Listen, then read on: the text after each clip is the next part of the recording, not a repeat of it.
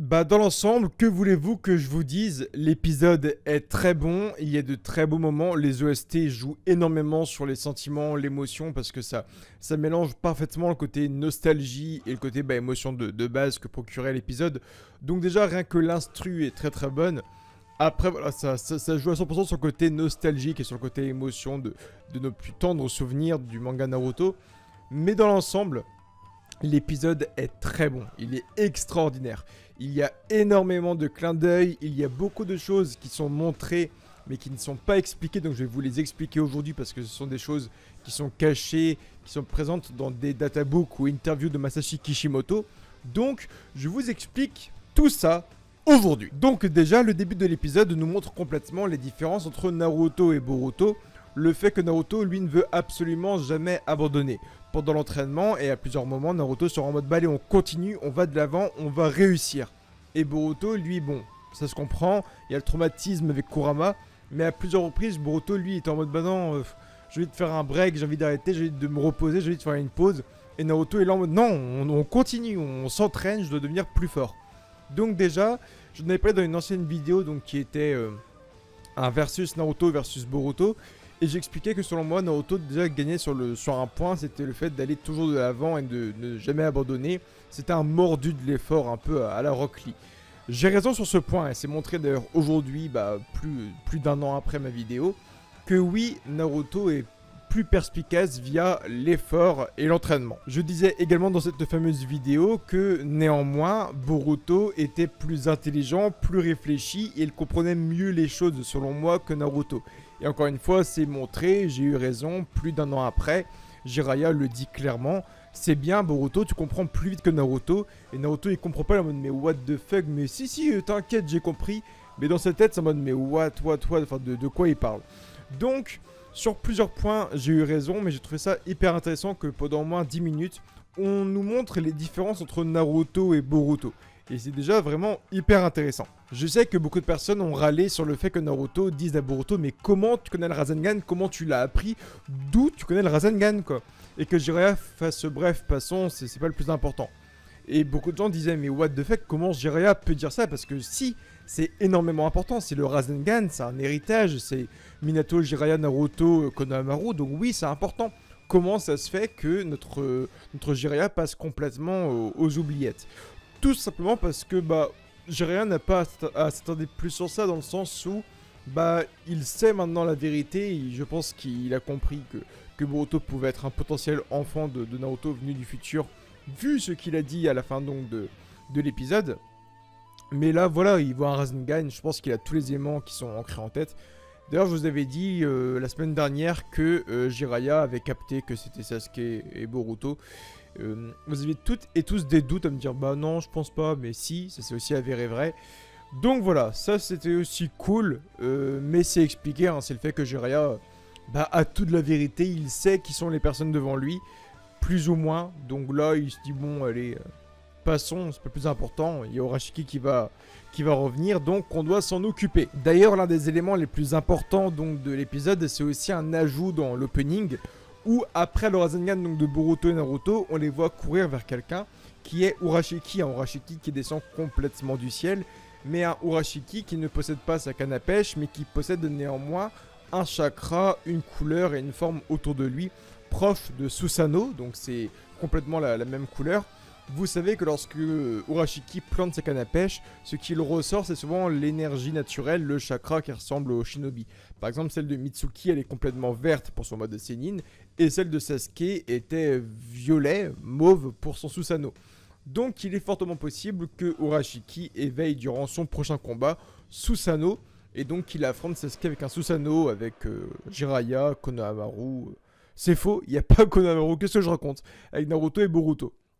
Donc ça c'est à voir, je me trompe peut-être complètement, mais on a déjà vu le chakra d'Urashiki qui était bleu, et là on le voit descendre du ciel avec un chakra mauve, et donc voilà, je me dis qu'Urashiki pourrait bel et bien avoir son Susanoo, sachant qu'il a deux Rinne Sharingan, donc des Rinnegan à Sitomoe, donc attention à ça. attention vraiment à ça, on pourrait avoir un Urashiki avec un Susanoo vraiment badass. La combinaison de chakras entre Naruto et Boruto, c'est aussi un truc assez important, c'est une ancienne phrase qu'avait lancée Naruto pendant l'attaque de Momoshiki un peu avant le dernier fight, où Naruto disait putain avec ces vêtements là tu ressembles parfaitement à mon clone, et il disait à son enfant tu es mon fils mais vêtu de la sorte, tu es juste mon Kagebunshin, tu es mon clone. Et donc aujourd'hui Jiraiya leur dit vous devez combiner vos chakras pour faire une technique ensemble, une technique qui pourrait en gros détruire Urashiki. Je ne sais pas si ce sera plus puissant que le Rasengan, mais on va essayer, on verra bien.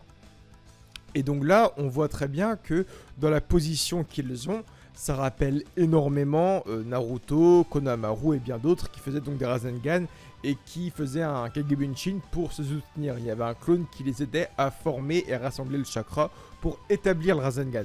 Là, c'est le même délire, c'est le fait que pour former cette technique, donc en plus il passe par le côté Rasengan, mais pour former cette technique, ils doivent être complètement synchrones, complètement liés. Ils doivent faire absolument qu'un, à l'image d'un Goten et d'un Trunks, qui doivent absolument être symétriques avant même de faire la danse de la fusion. Que ce soit au niveau de la puissance, de leur ki, de leur aura et tout. Là, c'est pareil, pour faire cette technique-là, Boruto et Naruto devront canaliser la même quantité de chakras, le même mouvement à la même seconde, être parfaitement synchrone avec la même densité de chakras pour réussir à faire ce fameux Rasengan que Jiraiya va leur apprendre. Et donc par ce biais, Boruto doit être un peu à l'effigie du Kagebunshin de Naruto et inversement, Naruto doit être comme le Kagebunshin de Boruto. Vraiment ne former qu'un, comme si Boruto était le clone de Naruto, Naruto le clone de Boruto. Et donc ça change complètement ce que disait Naruto dans le futur, dans le présent du moins, où il disait tu ressembles beaucoup à mon Kagebunshin. Ça rejoint complètement cette osmose là en disant voilà, tu es mon clone, je suis ton clone, on va être synchrone, on va ne faire qu'un et former une technique. Il y a un truc qui est hyper intéressant encore une fois, ça rejoint complètement parce que je disais la semaine dernière, le fait que Boruto craint complètement son père. Boruto a peur de son père, il a peur de Kurama. Quand il pose sa main à côté de son père, il ne peut pas s'empêcher de reprendre en image l'attaque de son père sur lui. Quand il était possédé et contrôlé par Kurama et qu'il s'est fait sauter dessus, Boruto a cette image-là qui revient, il craint son père, il a peur de son père. Alors que dans le futur, dans le présent du moins, il est en mode ouais mon père c'est un bolos, il craint, il est nul, il est pas présent et tout, il respecte pas totalement son père. Dire que là, en étant dans le passé, il a peur de son père, il craint son père, il a peur de lui. Son père devient actuellement son plus grand cauchemar. Il est traumatisé parce qu'il vient de vivre avec son père. Et c'est énorme, c'est juste trop bien foutu que Boruto vienne par craindre son paternel. Je trouve ça juste mais énorme. Il y a toute la phase de discussion entre Neji et Boruto qui est hyper intéressante aussi dans le sens où déjà on a le flashback du combat de l'examen de Chunin, Neji versus Naruto qui a été redessiné, c'est juste trop beau. Je ne sais pas vous, on n'a pas trop parlé de ça d'ailleurs dans ce début d'arc, mais revoir Naruto et toutes ces générations bien dessinées avec les nouveaux dessins, c'est juste tellement beau, hein. On va pas se mentir, je pense que là, on a limite envie de revoir un animé dessiné comme ça à 100%, parce que c'est juste trop beau, c'est incroyable, c'est trop bien foutu. Et donc Neji parle avec Boruto, bon voilà, déjà je m'attendais à avoir un peu plus d'émotion, parce que je trouve que la conversation Neji-Boruto n'est pas ultra importante, dans le sens où quand ils se parlent, ils parlent de Naruto, tu vois. Mais j'aurais aimé que Boruto fasse on se connaît pas, genre d'un autre village, mais parle-moi un peu plus de toi, Neji. Qui es-tu? D'où viens-tu? Donc, oui, il parle rapidement donc des branches dans le clan Hyuga, de qui est Hinata pour lui, de qui lui il est pour Hinata, comment vont l'avancement du clan Hyuga à cette époque-là et tout.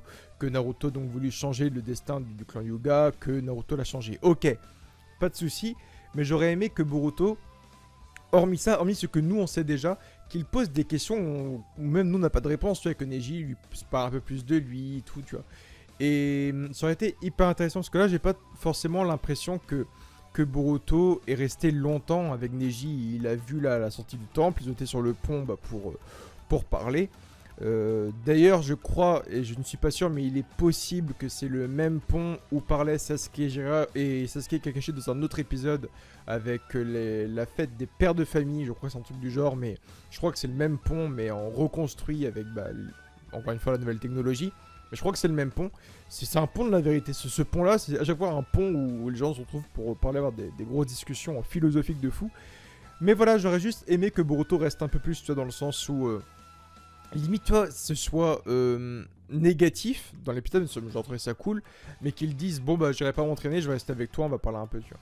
Qu'ils disent bon ok, c'est vrai qu'il y a Urashiki qui arrive, il y a Urashiki qui va nous menacer, mais je vais rester avec toi Neji, on va un peu se rencontrer, parler et tout, tu vois. Qu'ils disent bah vas-y, fais que l'entraînement, j'ai envie de savoir qui était mon tonton. Parce que c'est ça qui est con aussi, c'est que voilà, bon, même si Neji n'est pas le tonton de Boruto, c'est le cousin de sa mère, mais voilà, Hinata considère vraiment Neji comme son frère, donc on va dire que c'est son tonton. Il ne connaît pas son tonton est décédé et tout, et je trouve que là, il se pose pas assez avec dans le côté putain, apprendre qui c'est, tu vois. Alors qu'il ne le fasse pas avec Hinata et Naruto, limite, à la rigueur, bah je m'en fous, parce que Naruto et Hinata, dans le présent, peuvent expliquer tout ça, raconter tout ça, montrer les choses. Mais là, Neji, il peut pas lui parler dans le présent. Neji est mort. Donc là, la seule occasion de connaître une personne de ta famille qui est décédée, elle est devant toi, parle-lui, pose-lui des questions, montre de l'émotion, de l'attachement, que t'aies les larmes aux yeux, qu'il y ait une phrase toute con où Boruto dit putain, je suis admiratif de Neji et tout, pourquoi il est pas encore en vie et tout, tu vois. Un truc qui a remis de l'émotion. Autant là, je trouve qu'il est en mode bon bah ok Neji, allez, merci, allez, bye, ciao ciao. Toi, on dirait qu'ils s'en bat complètement les couilles, c'est ça qui me déçoit un peu. Donc bon, c'est je crois le seul point négatif de l'épisode, hein, mais vraiment. Il y a donc également le fait que Neji veuille savoir le prénom de Boruto. Pour vous, vous trouvez ça stylé et tout, de se dire oh, t'appelles comment? Ah bah, Boruto, ok, cool. Ça s'arrête là, tu vois. Pour vous, je pense que ça s'arrête là, mais c'est bien plus philosophique que ça. Parce que de base, je ne sais pas si vous savez ce que veut dire Boruto et ce que veut dire Neji. Neji, en japonais, ça veut dire une vis. C'est simple, ça veut dire une vis. Et Boruto vient de Boruto. Donc en japonais, qui se dit Boruto, qui est un boulon, un écrou. Et donc, c'est dans la même famille de prénoms, en fait. Vis et boulon, écrou. Et donc toi, ça va complètement ensemble. Tu vas bah, c'est quoi ton prénom? Tu fais, bah, je te le dirai pas. Allez, je vais m'entraîner, bye. C'est la même famille de prénoms. En fait, ça fait un lien avec leurs prénoms. Neji et Boruto sont étroitement liés. Et en fait, on apprend que si Naruto et Naruto... Enfin, si Naruto et Hinata ont donné ce prénom à leur enfant, donc de Boruto, c'est un hommage à Neji, donc qui est décédé. Le côté, bien sûr, donc de l'écrou, du boulon qui allait avec la vis. Tout ça, ça s'emboîte, ça va ensemble. Himawari, ça veut dire tournesol, parce que je crois que la tournesol est l'une des plantes préférées de Hinata, ou bien ça avait un lien avec Neji aussi. Mais voilà, c'est un beau lien, moi j'ai kiffé, je trouve ça subtil et stylé à la fois. Bon, on va pas s'attarder plus que ça dessus, mais le moment de Naruto et Sasuke qui parlent ensemble et tout sous la pluie, c'est juste tellement beau. C'est trop beau, il y a beaucoup d'émotions, en plus il y a la meilleure OST selon moi de tout Naruto qui est utilisée, donc c'est juste tellement cool. Où Naruto parle de Sasuke à la troisième personne en disant que c'est pas trop lui. Mais Sasuke parle de Naruto à la troisième personne en disant que ce n'est pas Naruto. Donc chacun parle de l'autre mais à des époques différentes. Donc c'est juste carrément cool et tout. Même Naruto quand il fait mais à la fin les deux que tu parles là ils ont fini par rire ensemble. Il fait ouais ils se sont retrouvés et maintenant ils rigolent ensemble tu vois. En parlant de lui et Naruto. Il fait putain alors c'est à moi de me bouger le cul et de retrouver mon pote et de rigoler avec lui comme avant tu vois. Et c'est tellement motivant, c'est tellement cool. D'ailleurs, le fait que Sasuke amène le bento à Naruto, c'est un lien au tout début du manga où Sasuke tendait le bento à Naruto pendant l'examen des clochettes avec Kakashi. Je mélange tous les persos là, c'est incroyable. Mais voilà, c'est un très beau clin d'œil au niveau du bento et tout. C'était très bien foutu, c'était très subtil. J'ai vraiment aussi kiffé ce genre de truc. Sasuke est beau. Et Sasuke est tellement touchant dans ce moment là, avec le soleil après qui se lève et la pluie, tout qui s'arrête. C'est très bien foutu. Le développement de toute façon artistique de l'épisode est juste trop bien foutu. Les couleurs sont belles, les dessins sont beaux. Cet arc là est juste énorme, hein. Il est sublime. D'ailleurs, Sasuke dit à un moment à Naruto, c'est une question qui se pose vraiment, il fait mais t'étais avec Jiraiya pour devenir plus fort pour emmener ton pote. Et Naruto il fait bah ouais, il fait Jiraiya peut m'aider à devenir plus fort pour ramener mon pote. Et là Sasuke comprend tu vois, les deux chemins complètement différents qu'ils avaient également pris à cette époque-là. Le côté Sasuke qui va avec Orochimaru pour s'enfoncer dans les ténèbres et donc tuer des gens. Et Naruto qui va avec l'autre Sennin légendaire, donc Jiraiya, pour par contre ramener son pote et poursuivre dans la paix et dans la lumière. Donc Sasuke, je pense qu'il prend aussi conscience de ça, il se dit putain mais c'est plus utile que ça parce que dès qu'on a choisi nos sensei, c'était pour des objectifs complètement différents, il a même été avec Jiraiya pour me retrouver moi, tu vois. Je pense qu'il prend complètement conscience de ça et c'est hyper beau. Et enfin, donc on a la scène de la photo donc qui tombe avec Sakura qui récupère la photo de Sasuke.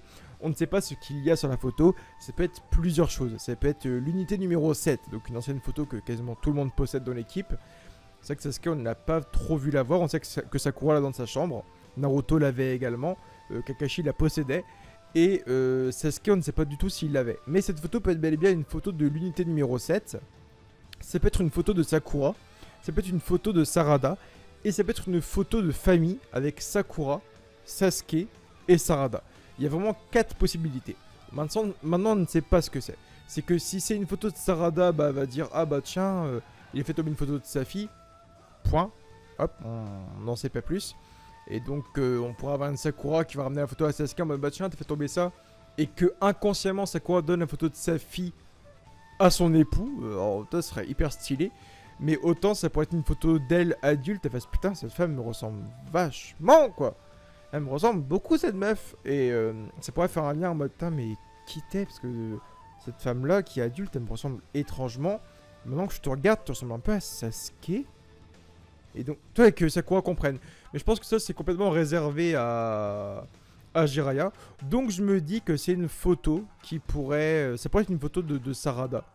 Ça pourrait être complètement une photo de Sarada parce que si c'est une photo de Sakura, Sasuke et Sarada, vraiment une photo de famille, ça pourrait la foutre mal. Enfin, Sakura pourrait également découvrir le truc.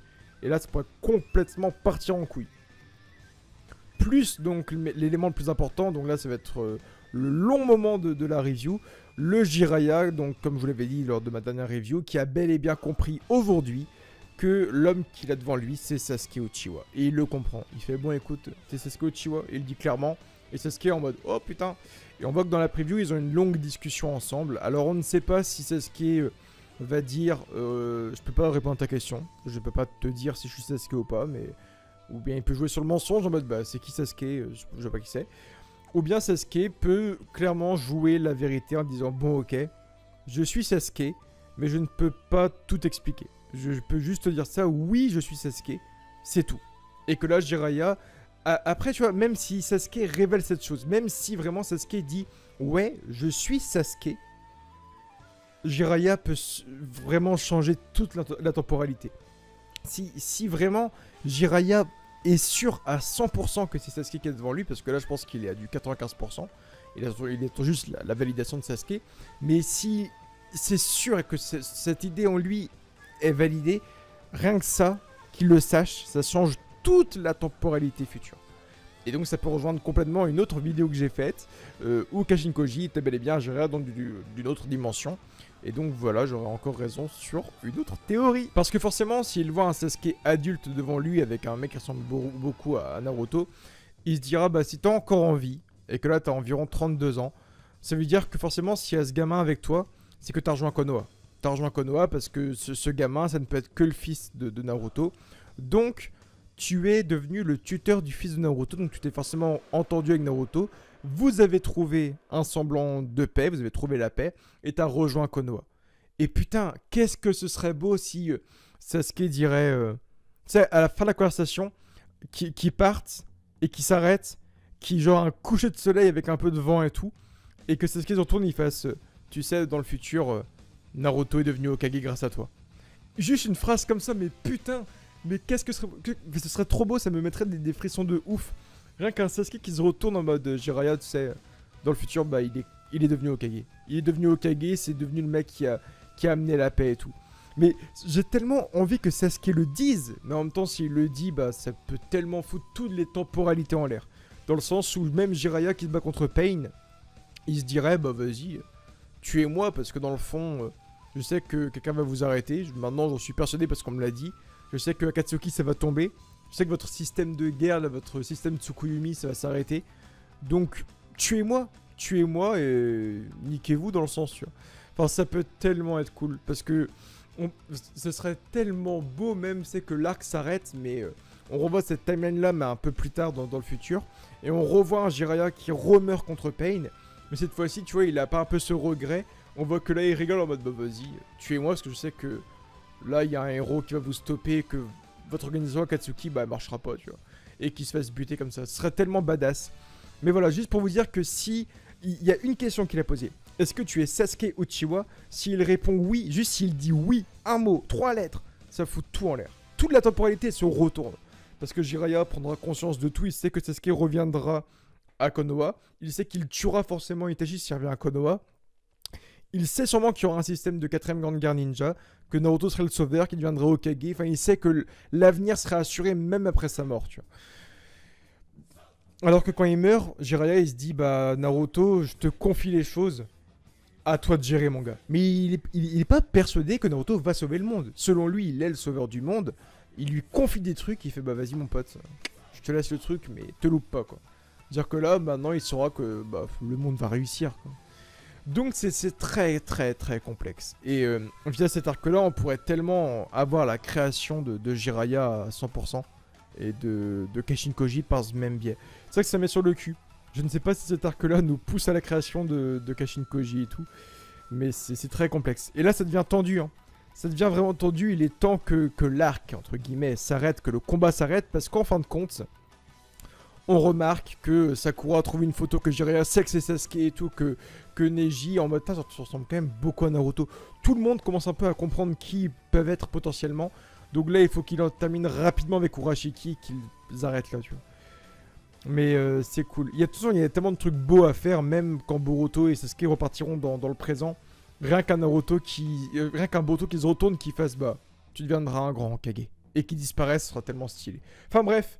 Like, commente, abonne-toi à Facebook, Twitter, Instagram et Snapchat. Et préparez-vous au Rashiki mode Susanoo, parce que ça va arriver certainement. Je vous aime fort et bye tout le monde.